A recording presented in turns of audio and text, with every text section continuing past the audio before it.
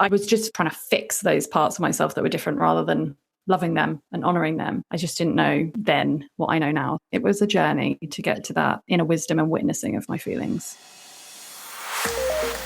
Hello, and welcome to the Connect podcast. This show is all about helping you connect to your soul's calling so you can take action on it.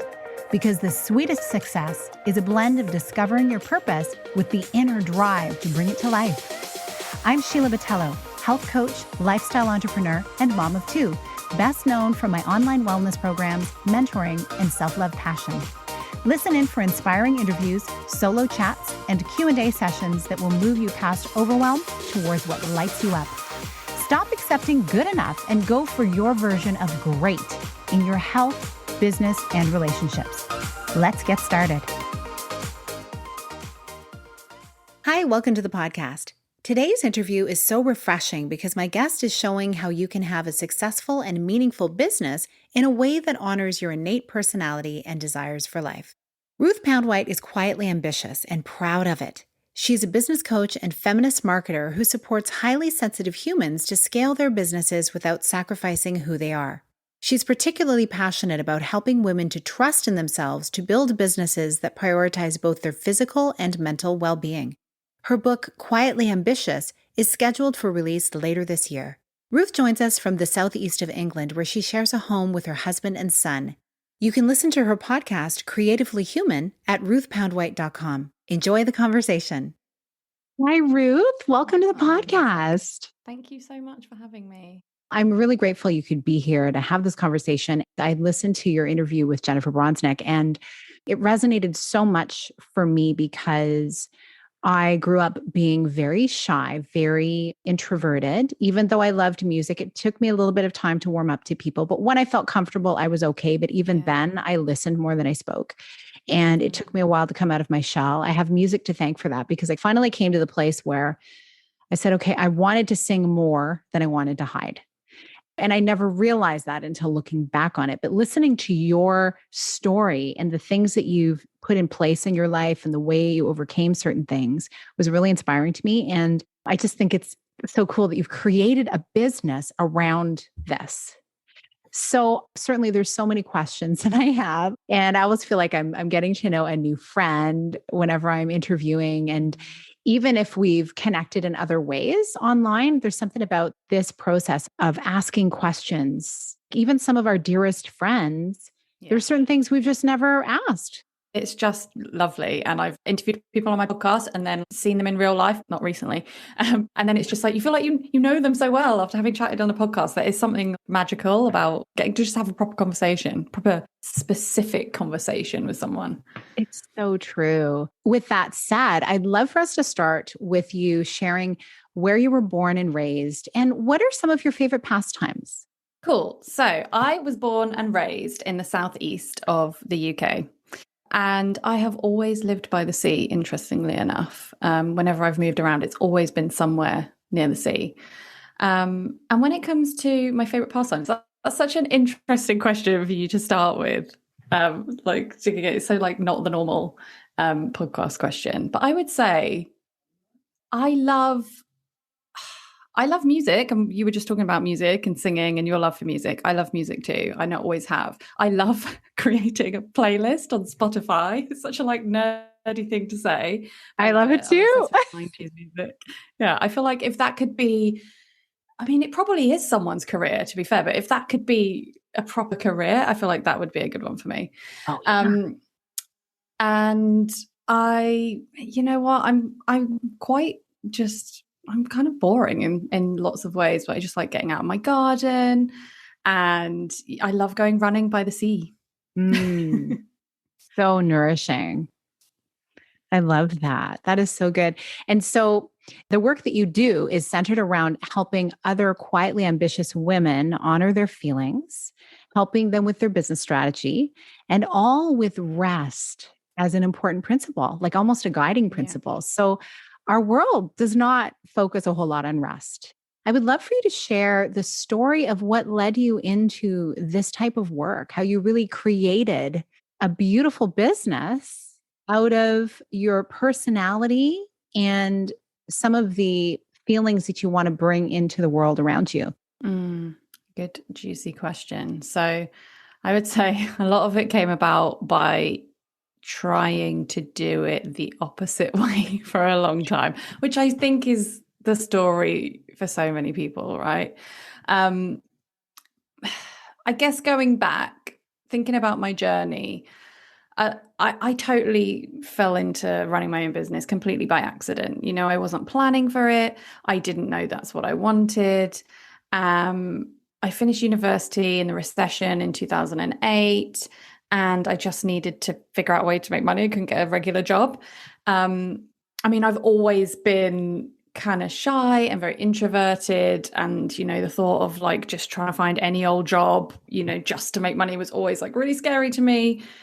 I've always wanted to find my thing and never knew what that was. But anyway, cut a long story short, I fell into writing online as a way to, you know, make money during that time. And I realized that I really liked having my own business. And actually it makes a lot of sense because I'm surrounded by self-employed people in my family. But the thing is that I went down a massive rabbit hole. You know what it's like when you figure out there's a whole world out there of like people doing amazing things online, and you fall down the rabbit hole and you see how other people are doing it and it all sounds great. But it took me a while to realize that the dominant message I was hearing, and this was like back in 2008, this was a while ago, the dominant message I was hearing was kind of like being super confident and putting yourself out there and doing all the things. And I tried, but there was always a disconnect, and I could never quite put my finger on why. And the great thing about running your own business is that it takes you on a personal development journey as well, right? Truly. So it was just that process of the work I was doing, how I was feeling about the work I was doing, combined with going on that personal development journey, learning more about myself, getting into journaling, getting into, you know, just like understanding my personality. It seems like such a basic thing, but just like even knowing I was an introvert, that was something I didn't know until I got deeper into that journey. And it took me a long time, but yeah, cutting a long story short, I realized that my energy levels, I'm not only an introvert, but I'm also highly sensitive. My energy levels aren't the same as other people's, and certain things affect me in a different way to other people. Like everyone's unique, and that's totally fine. And just going on a long and winding journey to realizing that I need to honor who I am instead of trying to fix who I am in order for this to really work for me and like be sustainable in the long run. Because I can push for a short amount of time. I can make it work in a way that everyone else is saying to make it work, but it's not sustainable. Not for me anyway, with all the feelings that come into it. And a lot of feelings come up being a highly sensitive introvert. So oh yeah. And did you find that when you dove into this personal development journey and you began a journaling practice, did you find that journaling practice to be really easy for you because you loved time alone, time with yourself, time to reflect? Or did you find it challenging facing some of what was coming up for you? That's a really good question. And it was easy on some level. Like it's easy for me to do it. Like the act of doing it came very naturally to me. Like I read just that portion of the book, The Artist's Way, about the morning pages, and I just ran with that, did the morning pages, super easy for me. Like I know some people find it easier than others to just write that stream of consciousness. Like anyone listening who's not familiar, it's literally just brain dumping on the page, stream of consciousness, letting it all out through the pen, 3 pages a day. I found that part easy, but what I didn't realize was there's different. I'm sure that Julia Cameron talks about this in The Artist's Way, but there's different parts of your kind of inner self that come up when you're journaling. And sometimes what happened for me in the earlier days was it was the more critical and negative part was often coming out through my journaling. So it's not, nowadays when I journal, I never write in the way that I did back then. And that is obviously just like a lot of like growth and understanding and self-compassion I've gone through during this time. That's not to say that I don't honor my feelings. That's not to say that I don't write about feeling crap in my journal, because I absolutely do. I write when I feel crap. Mm-hmm. I talk about all the stories I have in my head about myself, but there's a difference between writing about them from that perspective of everything is rubbish, I'm not good at this, and kind of beating yourself up, versus witnessing that those thoughts are going on in your head. There's a slight difference there. So I didn't realize at the time when I started journaling that it was very much self-critical and not helpful for me sometimes. But I guess it was helpful for me because it was a journey and a learning process. But it took me a while to realize that there was a part of me that actually, unconditionally loved myself. And I don't think I could have even said that back then. So it's been a big journey, but I'm sure that even the horrible stuff I said to myself in the early days of journaling was part of the process. But yeah, it wasn't easy. And I suppose because I didn't know, like I was just, like I said earlier, trying to fix those parts of myself that were different rather than loving them and honoring them. I just didn't know then what I know now. So yeah, it was a journey to get to that kind of inner wisdom and witnessing of my feelings. Oh, yeah. That piece about loving yourself, being able to say that and to write it, even depending on how you were raised and how people spoke around you, definitely you could bring up some discomfort. Other families may be just filled with that confidence of the love for themselves that they have because they have always had so much love poured into them and also talked about. It's like a visceral feeling of, ooh, me saying that I love myself. Is that me being too high on myself? Yeah. But really, all of us, if we can love someone else and let them know that they're loved, we need to be loving ourselves too. And certainly, depending on whatever your spiritual beliefs are, I'm a Christian. And so I believe in like the co creative energy of God. If I'm actually made in the image of God, well, how can I not love myself? It's kind of going against that. But even if just looking at creation, love, it's just a beautiful outpouring. We all feel so good when someone shares that they love us and when we love someone else. So to pour some of that into ourselves can only do good things because really love and fear can exist together. Thank you so much for sharing that. And how do you protect your personal time with the demands of coaching others because of your highly sensitive nature as well? And is it a real balance for you as you're planning your weeks and time with others to be able to give of yourself in those experiences without giving away too much? How do you manage that?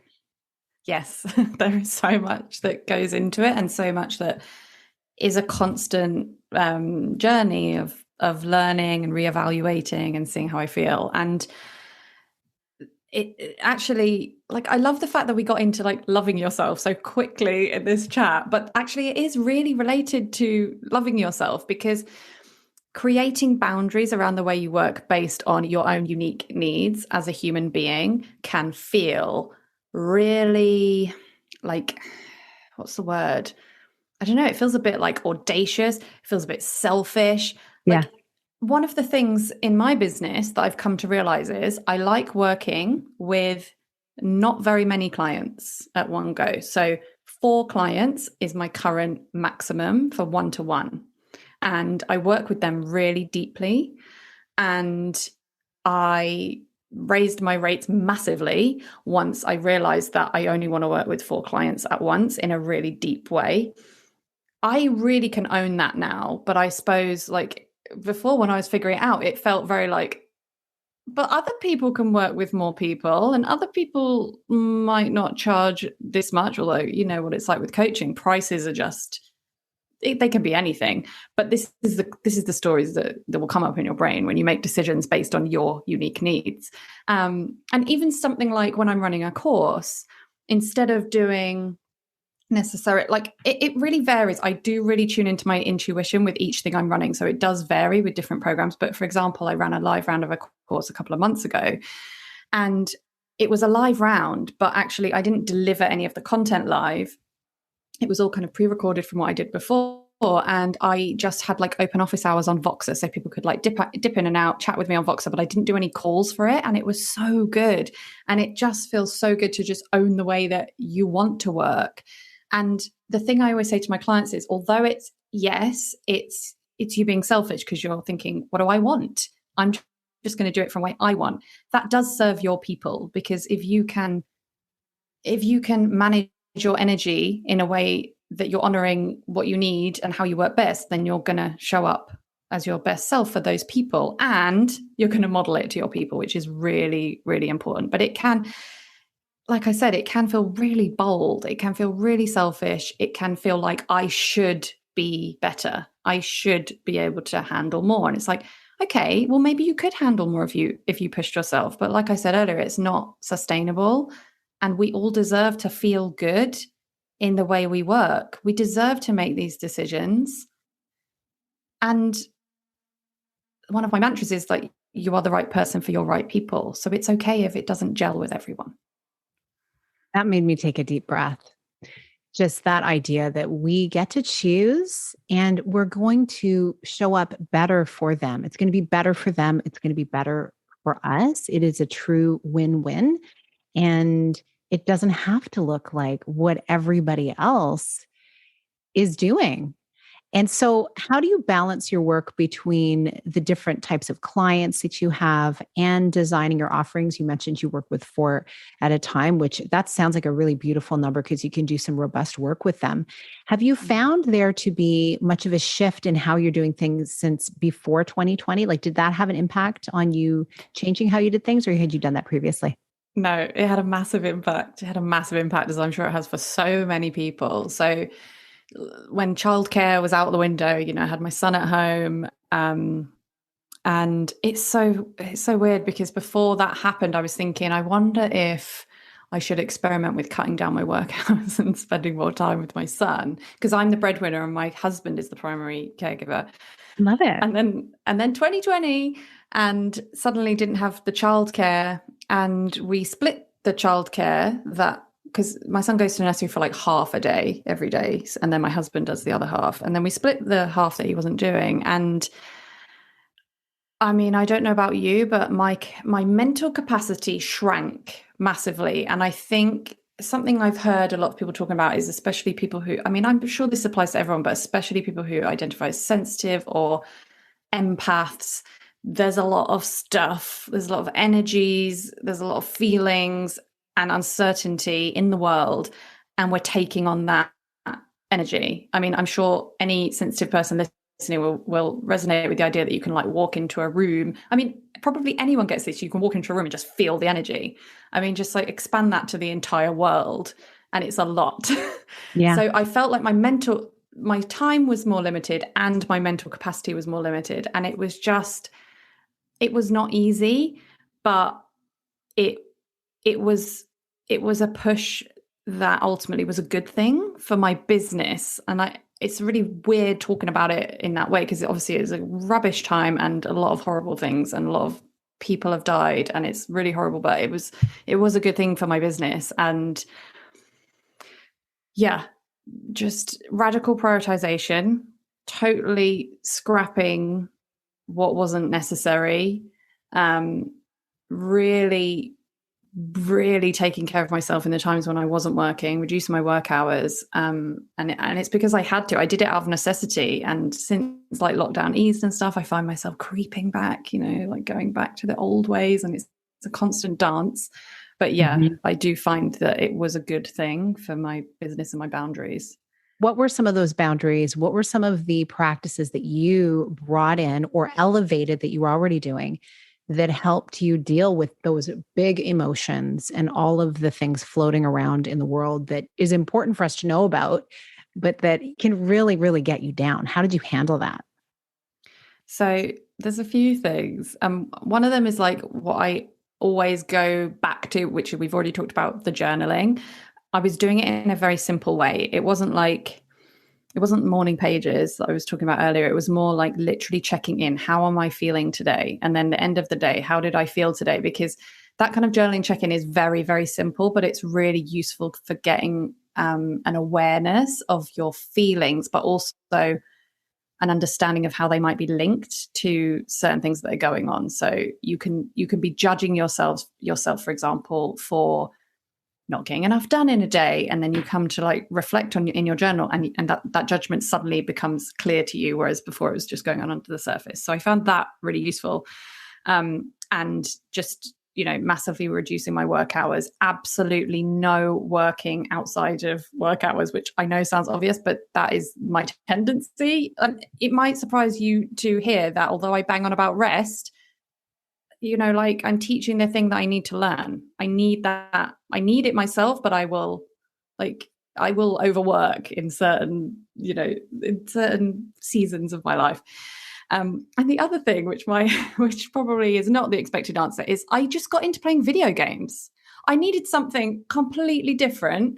I needed something just to consume my brain, completely different from business. And I was playing video games, and it was honestly, and you might say that that's a bit of like zoning out, but actually it was so good. It was really, really good. Well, it's interesting you mentioned that. When my sister had gone through a really heartbreaking time of being ill and then eventually passing away in a short span, the only thing that really pulled myself through was Netflix. Without having streaming services to be able to just watch show after show, I really needed that, because otherwise I was going to be consumed with the emotions. And I actually would spend time thinking about things, praying about things, and moving through them and talking to friends. But then there comes a time where your brain just needs to rest, but not necessarily just sleep, right?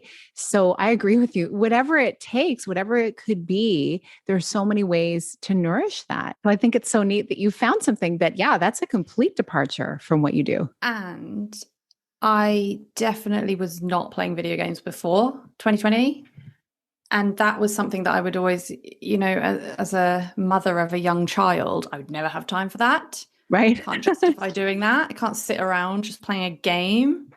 So it's quite interesting, actually, that I finally allowed myself just to do something like that. And it was like, if I look back on definitely the initial lockdown, it's like that was just so good for me. It really was. And it's not the traditional rest, but when you described it as brain rest, that really resonated with me for sure. Oh yeah. And it's like, whatever it takes, as long as we're doing something that is filling us up, and as long as we are doing the things, like you said, so powerful, that journaling practice of asking yourself, how am I doing? What do I need morning and night? Like, that's really good. So you're not like just bypassing it. You're actually addressing it. And yet sometimes sitting with it too long can be challenging. So it's nice that it kind of just helps you move through. And so really neat also that you can look back at those journals and see the progression of how you felt at the beginning to then how you moved through it and out of it. And then probably the realizations of, oh, this would work really well in my business. And this person had a breakthrough and that lifts you up. And my son did this and my husband did that. Like, it's really wonderful to be able to look back on those things. You know what? I should look back. I haven't looked back, but I've got those journals. So that would be interesting. I find it's a time to honor the progress made. And I mean, we often don't realize how far we've progressed until we do look back and in that specific details. And the nice thing too, is you get to see those areas where you've grown, those things that you've maybe not celebrated enough that have happened that you've been a part of. It's so easy to just keep moving and keep going and keep going. So yeah, so important. So what should people do if they know they want to step into a different type of role in their life, if they want to step into something more authentic, but they don't know what the role is and their introverted nature feels like it stops them?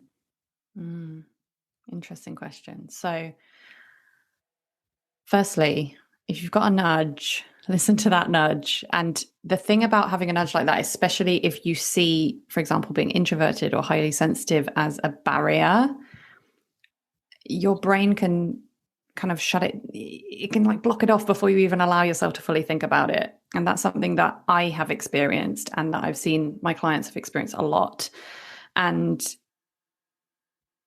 just allow your mind to go there. Just like, what if I let myself imagine that I could be the one to do this thing?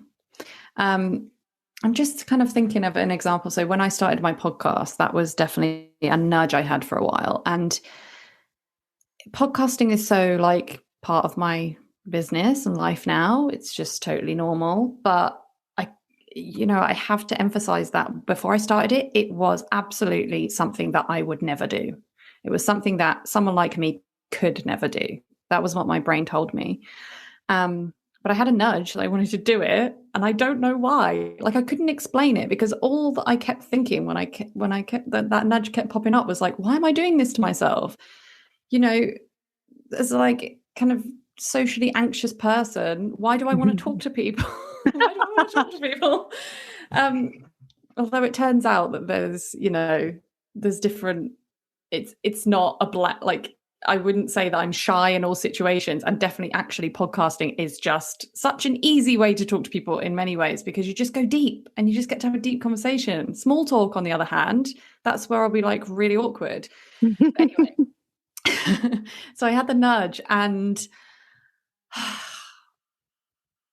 it was coinciding with the time of my life that was very difficult and very challenging after I had my son.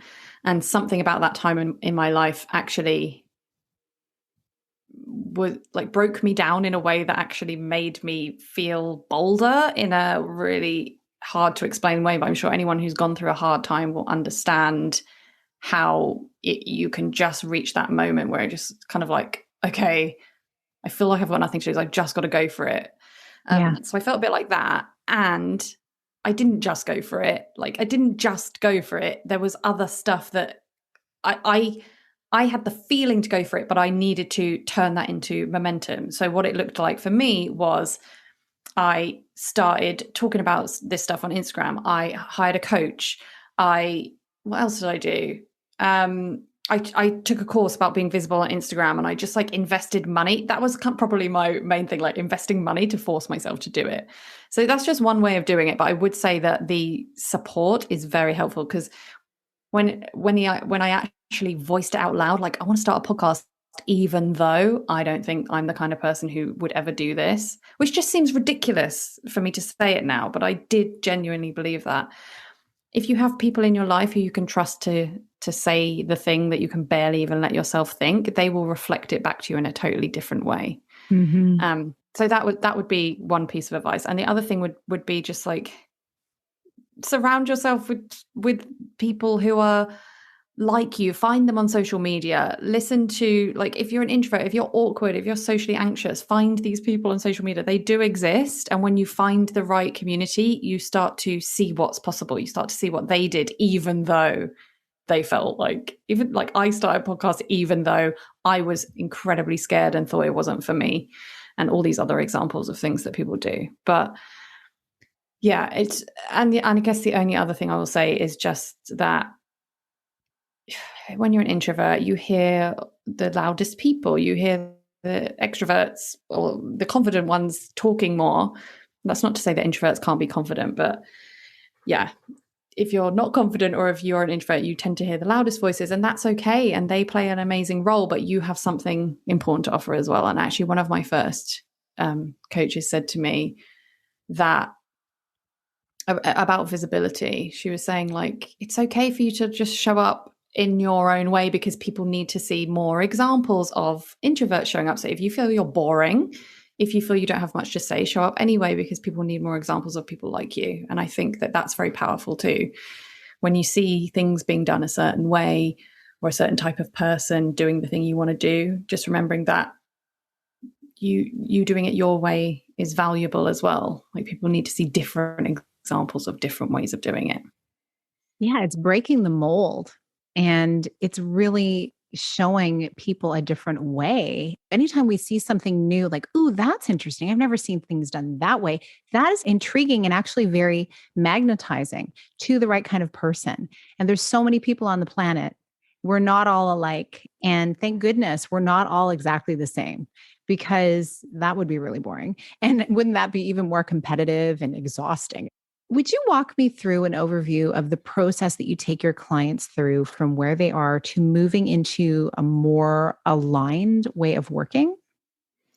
Okay, so I guess the most important part, or the most like important part, at least at the start of that journey, is to start recognizing the rules, the sort of subconscious or hidden rules that we feel we are living and working by. And some of these are kind of obvious stories, and even though they're obvious, it doesn't mean they don't have an effect on you, but some of them are really subtle.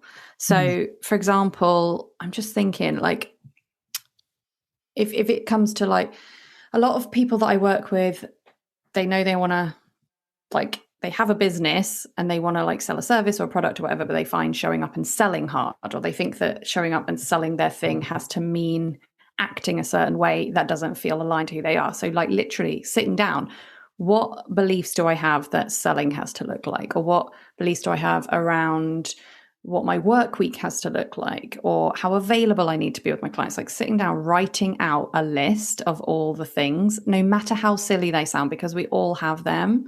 Like it could even be something like, I have to be a really confident, loud person in order to sell stuff online. And like most people would know that it's not true, but like, and yeah, or like the used car salesman type thing. Anything like that, even though you know it's not true and you see other people doing it, you probably still have a bit of a story in your head. Just write it down, be honest with yourself, and then go through that list and rewrite all of the rules. Like, what do you choose to believe about selling instead? Or what do you choose to believe about running your business instead, or how you work instead? And that's just a very like simple exercise. And obviously there's more to it. And especially when it comes to cultural conditioning and learning about yourself and the patriarchy and all of the layers of stuff that has been put on us that has made us believe we have to be a certain way or run our business a certain way. But that's just, it's a constant, like there are so many layers to this, but that is one exercise that I always recommend people to start with, because it's so, I mean, you can think about it all day long, but until you actually start writing it down, or like at least talking it through with the right people, stuff can come up that you just think, oh my goodness, that is so silly, but I believe it. And that you are not silly for believing that. Like I said, there's so many layers of cultural conditioning and all of that, but you do get to rewrite the rules. And then once you've got that list of kind of what you choose to believe about selling or showing up in your business, then asking yourself, what would I do if I believed this was true? And just starting to act from that place. It's a muscle that you get to build. And the more you can show up from that place, the more you can get the evidence that it can work. And it does work. And the easier it gets over time. But like I said, it's a very condensed version of it. And it's an ongoing journey with many layers. Yeah. And it's going to look different for everyone based on, like you say, what has been poured into them over the years and their expression of all of those layers you were talking about, how they've manifested in their lives, and so many different factors. Also, what kind of business are they operating? Yes. So let's talk about the uncomfortable moments of uncovering our purpose. How do you think we can bring the fullness of our purpose to life and continue to have faith in what we're doing when the day-to-day actions that it takes become routine and even boring? Like, how do we keep that spark alive? Any tips? Okay. So I've been going through a very uncomfortable time in my business at the time that we're talking. So what you said about routine and boring is one side of it. The other side of it is like stretching your comfort zone, and then your brain trying to tell you, like, get back to where you were. And that's the place I've been in lately. But I would say that for both of those things, again, putting it in a simplistic way, is constantly tuning into why you are doing this in the first place. For me, as a service-based business owner, and I work with mostly service-based business owners, I always ask them to tune into the transformation of what they're offering. And again, like I said earlier on about that feeling of that audaciousness, it can feel very audacious. Like I want them to go there in terms of like, not just I can have an impact on this client in this way, but like, what's the ripple effect of that? going really, really deep and wide. And why are you doing this? Why does this matter to you? Mm-hmm. So for me, I'm constantly tuning back into that, constantly. And and that's very useful for times when I'm selling as well, because everyone gets tired of like talking about their offers. Everyone gets tired of it, of hearing their own voice, thinking that they're annoying people and repeating themselves. It's really, really helpful. And I would also say that for me, sometimes when I get there's two things. Sometimes when I get a bit tired and like, what am I doing this for? And like, why am I doing this? Or it just feels so pointless or boring or hard. Two things are often going on. One, it's like that phase in my cycle where everything's rubbish, like the luteal phase, and I'm questioning everything, and that's okay. And that in itself is just very helpful to be aware of. It doesn't happen every month, but it happens fairly regularly for me. So just cycle tracking if you have a cycle. Second thing, often it's a sign that I need to spend time away from my business. Like I said, I have a tendency to work a lot, and I love my work, but sometimes it loses the spark. And I feel like that for me is a sign to just like get out, do something with my body, do something with my hands, go for a walk. I mean, take some proper time off, not just go for a walk. But often it is a sign that I need to step away a bit. And I do find personally that I get really inspired doing stuff that's totally unrelated to my business. I don't know if you find this too, but like I can like go and watch a film, for example, and be really inspired by it, and it totally connects some dots in my business and come up with some ideas in my business that are totally unrelated, but it was sparked by that, or music, like we were talking about before, whatever it is. But I do think for me, getting tired of my business is a sign that I just need to work less. And it sounds really obvious and simple, but actually, especially if you're in those stages where you're trying to bring something to life, so whether that's the early stages of a business or a new offering or a new project like a podcast, whatever, your brain can tell you I've got to keep pushing, because pushing is how I make all the things happen. So it can be very hard to step back, but I do feel like it's almost always helpful. I find even just stepping out my front door and talking to a neighbor who, again, their experience, their life, everything is completely different from mine. We have a connection though. And just hearing about what they're experiencing, it sparks, first of all, that connection, which is so innate for all of us to varying degrees. Having that connection with other humans is so healthy for us. And also, like just going into a completely different space, a different part of town, when we're able to meet at restaurants again, just having a night out with friends where it's just like easy and fun and nothing serious, that I feel the same way. Then I come back recharged and on fire to do something different maybe, or just to go deeper into what I'm already working on. And for me, I think it's that brain rest that you mentioned earlier, because I do think there is no matter how much you love your business, there's like a mental load that comes with it, because it's always going on up in your brain, even when you're working, whether you're actively working on it or not, and recognizing the kind of mental load and capacity. And again, as a sensitive person, like recognizing that even if I'm not actively doing client calls all day or like actively showing up and selling my thing all day, I'm still like, my brain is still working, and I need to honor the energy that that's taking up. So yeah, switching off in whatever way that looks like. So tell me, like, self-care is such a big part of my teaching. And I'm curious, do you find self-care easy to do? I know, again, you love your work so much, it can be hard to pull yourself away. And then having a young child, like there's a lot of other things to do. What are some of your self-care non-negotiables?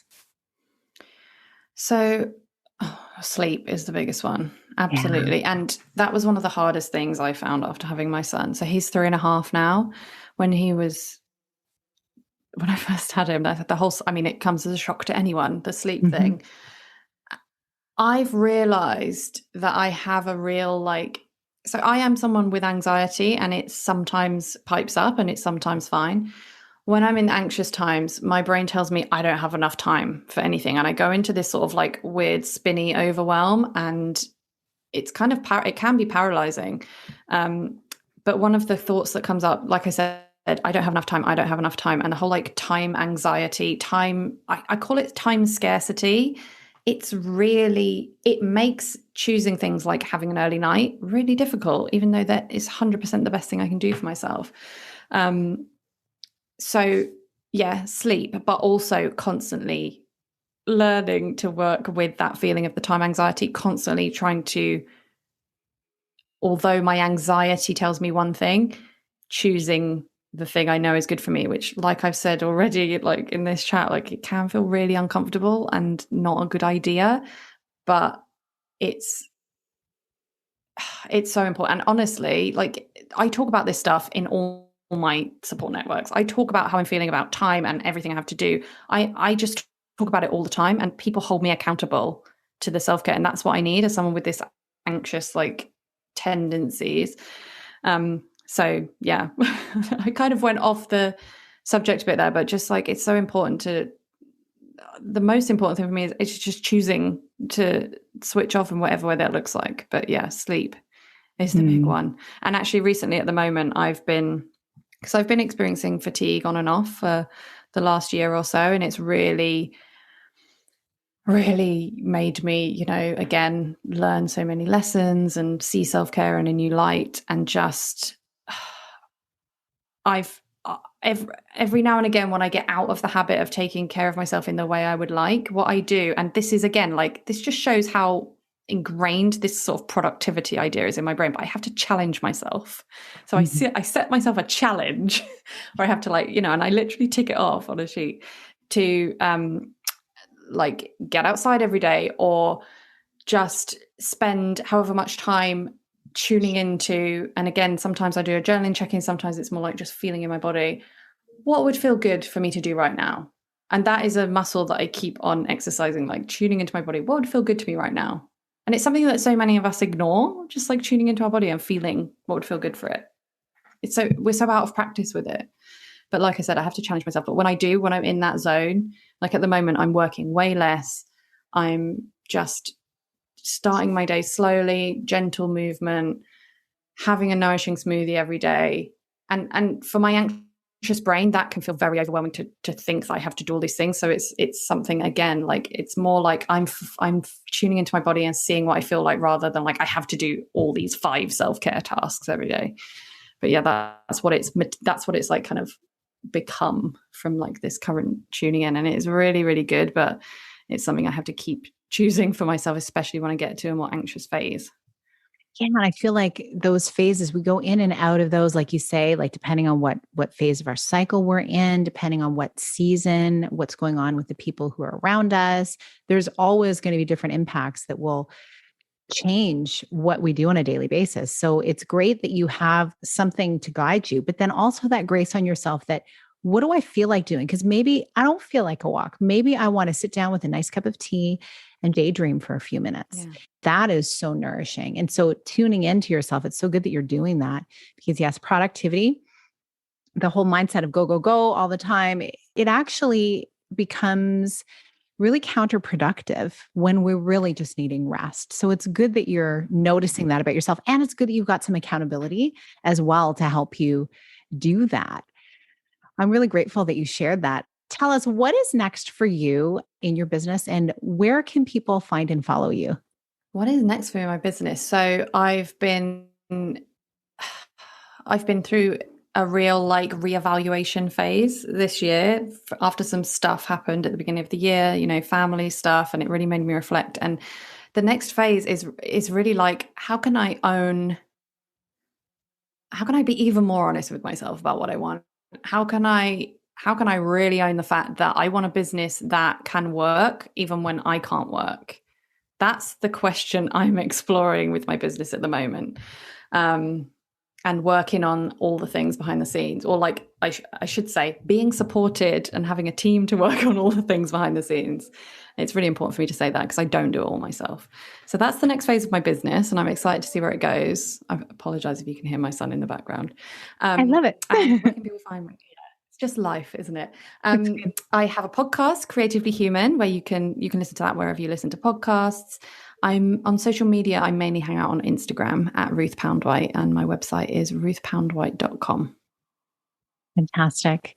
And yes, I'm all about the passive residual income wherever possible, Yes. passive or residual or both. That is the ticket. So Exactly. I And encourage you on your we will journey. resist that, by the way. I resist it. Like, I have a story. I have to work really hard to make money. And there's a whole other podcast episode talking about that, but it's a story. And just recognizing that we can resist even that stuff, even that, the ease of that. That's a common story. It's been in Yep. my storyline as well. And it's one that sometimes rears its head again and again. And it's like, why?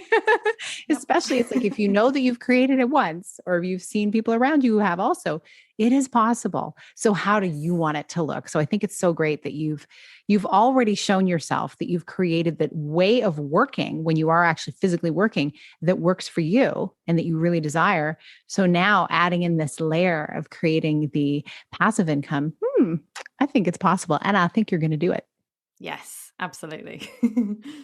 Ruth, it has been such a joy chatting with you. I look forward to staying in touch because I feel like there's so many parallels to the work that we do. And I'm just excited to see what you bring into the world, especially with this new revelation of something, this new layer you're working on. Yeah. And I really appreciate you sharing your story and your insights with us. Thank you so much for having me. It's been lovely. And for our listeners, if you love this conversation and if it resonated for you, please share it with someone that you care about. And share to your Instagram stories, tagging me at Sheila A. Botello and Ruth at Ruth Poundwhite. Contacts are linked in the show notes. And when you do, let us know what your biggest takeaway was from this conversation. We are all about finding and living your purpose over here. And there's no greater feeling than knowing the information is positively impacting you. Thank you so much. And we will see you next time. Thank you so much for being here with me on the Connect podcast. If you like this episode, please share it with someone you think would enjoy it. Also, if you head over to iTunes to leave a review, I'd be so grateful. Let us know what your favorite parts were and what you'd like to hear more of. It will help us have a greater impact, elevating many more people to grow and succeed together. See you next time.